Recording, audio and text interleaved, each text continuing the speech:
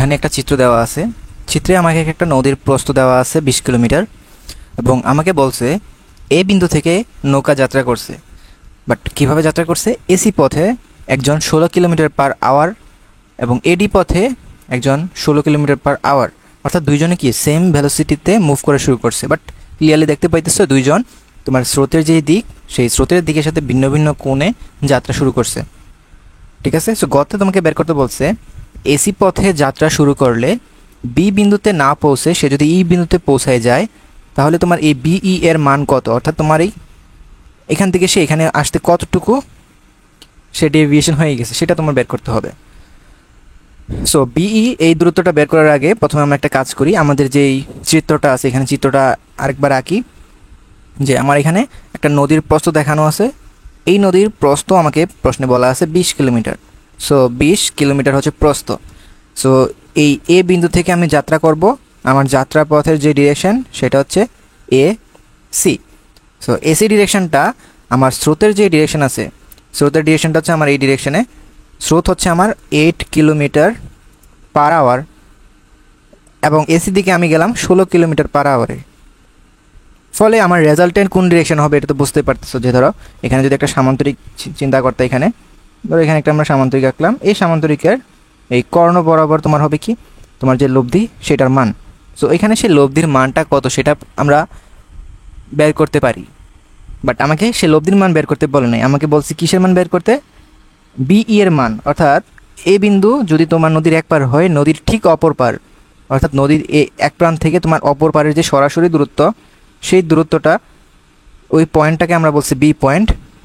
এবং সে যেখানে যেয়ে পৌঁছাবে, তুমি যদি লব্ধিটাকে একটু এক্সটেন্ড করো তাহলে সেটাকে তোমার তীরে যেই বিন্দুতে যে ছেদ করবে সেটা হচ্ছে তার পৌঁছানোর অবস্থান। তাহলে এই বিই এটাই তোমার বের করতে হবে। সো কীভাবে করবো এটা? প্রথমত আমরা বের করব কি লব্ধিটা তোমার স্রোতের দিকের সাথে কী পরিমাণ কোণ তৈরি করছে সেই থিটাটা বের করবা। সো থিটা কীভাবে বের করি? আমরা জানি লব্ধি কোনো একটা ভেক্টরের সাথে যদি থিটা অ্যাঙ্গেলে কোণ করে থাকে, তাহলে যেই ভেক্টরের সাথে সে কোণ করে আছে, যেমন এখানে 8 কিলোমিটার পার আওয়ারের সাথে অ্যাঙ্গেলটা আছে, তাহলে সেই 8কে তুমি নিচে রাখবা একা, প্লাস যেটার সাথে কোণ করে নাই অর্থাৎ 16 এবং 16 সেটাকে তুমি তোমার ট্যান যেই তোমার ত্রিকোণমিতিক অনুপাত আছে সেই ট্যান বানানোর জন্য যেরকম সাইন বাই কজ লেখা লাগে, তোমার 16-র সাথে উপরে সাইন আলফা এবং কজ আলফাকে এরকমভাবে লিখতে হবে। সো আলফার ভ্যালু কত? এখানে আলফার পরিচয়টা কি আমাদের? আলফা হচ্ছে তোমার দুইটা ভেক্টরের মধ্যেকার কোণ, অর্থাৎ এখানে তোমার স্রোতের বেগ এবং নৌকার বেগের মধ্যেকার কোণ কত।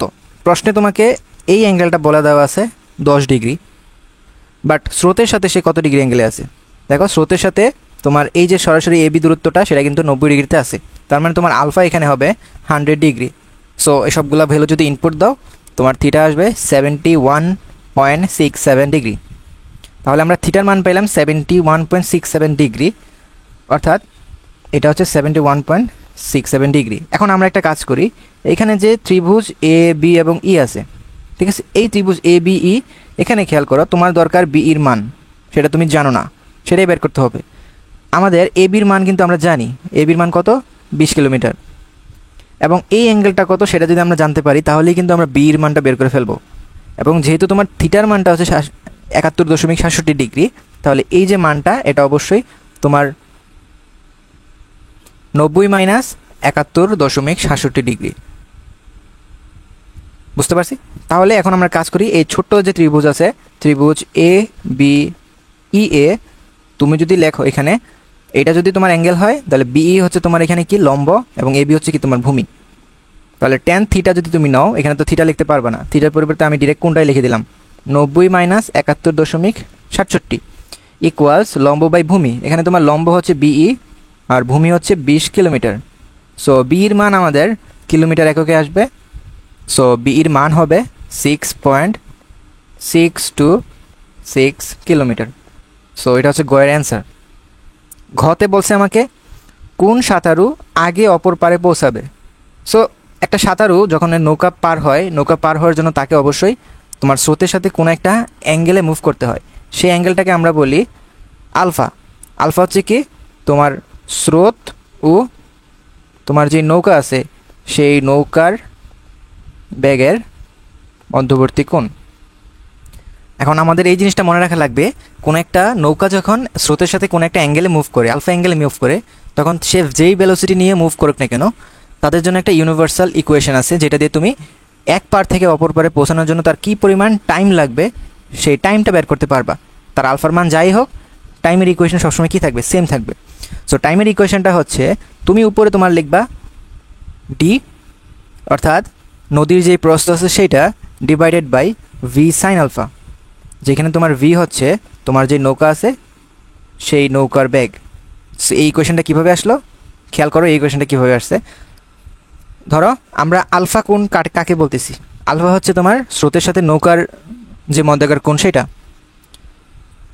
তো তুমি যদি দূরত্ব হিসেবে ডিকে ইউজ করো, এখন ডি এর যে ডিরেকশন সেটা একটু খেয়াল করো, তোমার এখানে ডি এর ডিরেকশন কোন দিকে আছে, এবি বরাবর। সো এবি বরাবর যেহেতু তোমার ডি এর ডিরেকশন, সো এই দিকে যদি তোমার সরণের ডিরেকশনটা হয়, তাহলে তোমার ব্যাগের ডিরেকশনটাও সেই দিকে নিতে হবে। যেহেতু এখানে যেই সূত্রগুলো ইউজ হয়েছে এই সবগুলো একমাত্রিক গতির জন্য তোমার সূত্রগুলো ইউজ করা, তাহলে তোমার ডি যেই ডিরেকশনে, তোমার ভিকেও সেই ডিরেকশনেই হইতে হবে। এখন তোমার ভি যেহেতু, এই যে ভি স্রোতের দিকের সাথে যেহেতু আলফা কোণে আছে, তাহলে তোমার স্রোতের দিকের সাথে তোমার ভি এর উপাংশ কত হবে, স্রোতের দিকের সাথে তোমার ভি এর উপাংশ হবে ভি কজ আলফা। কিন্তু তোমার এই যে উলম্ব যেই সরণটা, সেই উলম্ব দিক বরাবর তোমার উপাংশ কত হবে, সেটা কিন্তু তোমার ভি সাইন আলফা হবে। তার মানে তোমার এই যে ডি ভেক্টর, সেই ডি ভেক্টর বরাবর তোমার ব্যাগ হচ্ছে ভি সাইন আলফা। তাহলে তুমি সূত্রটাকে এরকমভাবে লিখতে পারো, D vector is equals to V sine alpha into T. যেহেতু এটা সমবেগ, এখানে কোনো ত্বরণ নাই, তাহলে S equals to V T, সেই সূত্র আগলে লিখতে পারো এটা। ফলে এখান থেকে তোমার টি এর যে ইউনিভার্সাল ইকুয়েশন সেটা হবে d divided by v sine alpha. বোঝা গেল? সো এখানে আমরা প্রথমত দুজন ব্যক্তির জন্য ভেলোসিটি সেম, বা দুজন ব্যক্তির আলফাটা ভিন্ন। একজন ব্যক্তির জন্য আলফা হচ্ছে 60 ডিগ্রি এবং অপর ব্যক্তির জন্য আলফার মান তোমার কত ডিগ্রি, 100 ডিগ্রি। তাহলে আমরা প্রথম সাঁতারুর ক্ষেত্রে যদি আমরা বের করি, যে আমার প্রথম যেই সাঁতারু আছে, সো প্রথম সাঁতারু, তার জন্য আমাদের আলফা কোণ কয় ডিগ্রি, একটু খেয়াল করো। প্রথম সাঁতারু হচ্ছে তোমার এসি পথে যাত্রা শুরু করছে, সো এসি পথের জন্য তোমার সাঁতারুর যে অ্যাঙ্গেল সেটা হবে 100 ডিগ্রি। ঠিক আছে? সো আমি 100 ডিগ্রি লিখি এখান, alpha is equals to 100 degree, sorry Celsius না, 100 ডিগ্রি। তাহলে আমার টি হবে d divide by v sine alpha. এখন ডি এর মান আমরা জানি 20 kilometre, v sine alpha, v এর মান হচ্ছে 16 ইন্টু সাইন 100 ডিগ্রি। সো এটা যদি আমি ক্যালকুলেট করি, আমরা দেখবো আমার রেজাল্ট হবে 1.27। যেহেতু ভেলোসিটি আমরা কিলোমিটার পার আওয়ারে বের করছি বা বসেছি এখানে, তাহলে টি বের হবে আমাদের আওয়ারে। সো প্রথম সাঁতারের জন্য যে টাইমটা লাগবে সেটা হচ্ছে তোমার 1.27 আওয়ার। ঠিক সিমিলারলি এখন যদি তুমি দ্বিতীয় সাঁতারের জন্য বের করো, দ্বিতীয় সাঁতারু, সেটার জন্য আলফা কত ডিগ্রি তোমাকে বলা আছে, দ্বিতীয়টার জন্য আলফা হচ্ছে তোমার 60 ডিগ্রি। তাহলে দ্বিতীয়টার জন্য তোমার সময় কত লাগবে, T2, সেটা হবে 20 ডিভাইডেড বাই তোমার 16 কিলোমিটার পার আওয়ার, যেহেতু ভেলোসিটি দুইজনেরই সমান, ইন্টু সাইন অফ 60 ডিগ্রি। এটা ক্যালকুলেট করলে আমরা দেখবো আমাদের রেজাল্ট হবে 1.44 আওয়ার। দ্যাট মিনস আমার T1 কম T2 থেকে। তাহলে বিজয়ী কে হবে এখানে, যার সময় কম লাগবে সে। তাহলে প্রথম যেই ব্যক্তি সে কম সময় ওই পারে পৌঁছে যাবে, তাহলে বিজয়ী তোমার এখানে কে, প্রথম ব্যক্তি।